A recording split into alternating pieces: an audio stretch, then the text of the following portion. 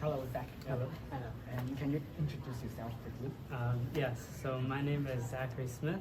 I'm 26 years old. So kind of old. I'm from America, so near Boston. It's from the smallest state. It's called Rhode Island. And here at NCKU, I'm studying my master's. I'm in my second year master's, and I'm studying energy engineering. And so in the laboratory, I'm doing stuff related to solar panels. So, yeah. That's cool. How long have you been in Taiwan? I've been here for a year and a half now. So I came, I guess like a year and a half ago. So, but I still have another year to go with my master's. So it'd be 2.5 years total. What motivated you to study in Taiwan?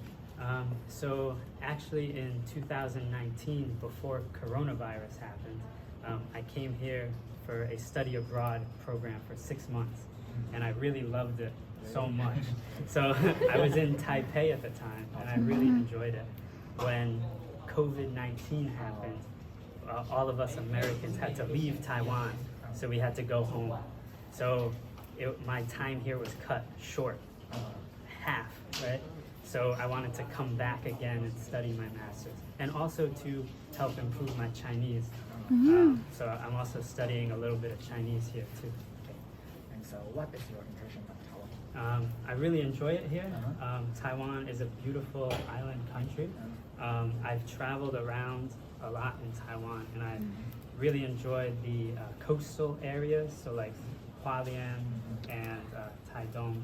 And I also really enjoyed the food here, and you brought me bubble tea. I really like bubble tea, so thank you. So I really enjoyed Taiwan.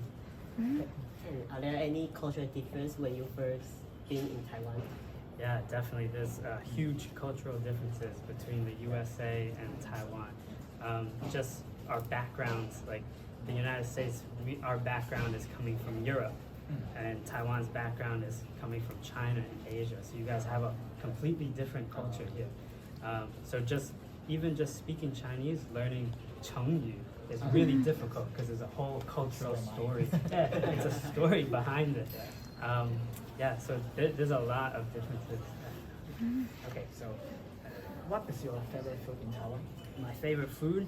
I think sambeiji is my favorite food. Yeah, I really like it. Me too. Okay. Very salty. Yeah. And I really like there's a lot of Japanese food here too. Yeah, like sushi and Japanese, ramen and Japanese curry. And that goes back to the cultural question, because the Japanese were here before World War II, right? For like 50 years. So you guys have a big Japanese influence as well. So it's like, I think Taiwan is a mixing pot of many different cultures. So it's very fascinating, very cool. Do you like bubble tea or xiaolongbao? Yes, so I like both. I really enjoyed both. Bubble tea. When I first came here to Taiwan, I think I drank bubble tea every other night. Like I would always go out and buy bubble tea. It's so good. And here in Tainan, actually with the culture, you guys have very sweet foods and sweet drinks. Yeah, so I would get everything normal sugar, like zhengchan. But then I was like, I learned very quick that you have to say wei wei. Like, whenever they say like wei tang, wei bing, okay. Because I think I was going to get diabetes if I drink it every night. Really. Okay. And what do you think about stinky tofu or pig's blood cake? So I've tried both. I don't love them. No. Okay. I've had like stinky tofu 3 times, and I didn't like it twice, but I thought it was okay one time. So it was like, so whoever made that stinky tofu, it was good. I liked it. Pig's blood cake, I'll like eat half of it maybe in the hot pot. Like, you know how it's in hot pot? Yes. So I'll eat like half, and then I'll eat the rest. Just to taste it, just to try it, Just taste a little bit. Yeah, just a little bit.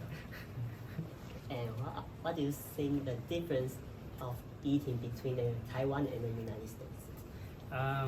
So I think here I eat out a lot. So I go to restaurants a lot, and I'm always going to like Yulejie to buy like food. But at home in the United States, we mainly go grocery shopping. So we go to the store. Yeah, like to Costco. And stuff. Actually, in my state, we don't have Costco. Yeah, so but something similar. We have a store very similar to it. And then I usually just cook it at home, or my parents will cook at home. So there's that difference. Also, in the United States, we eat a lot of bread. Here, it's more like noodles and rice, like foods. It's still a starch, but yeah. So, and then there's a lot more like salads. We'll eat raw vegetables. Here, it's mainly like steamed vegetables or like cooked vegetables. I've known, like in hot pot, you guys take the raw vegetable and then you put it in and it cooks, right? We'll just eat it raw, yeah. So different tastes. Okay. So, and how do you adjust to Taiwanese food? I think I miss my home food a little bit, just because I like the raw vegetables and the raw fruits and everything. Yeah, I think here also there's a lot of like when you eat out. I don't know how it is if your parents make the food, but when you eat out at a restaurant, it can be oily. The food can be a little oily. Yes. Do you know? Not healthy. Yeah, not healthy. So I think I need like a home cooked meal or something like that. Yeah. And have you ever been to the night market in Tainan? Yes. So actually, I live right near Dadong, night market. And what was your impression to the night market?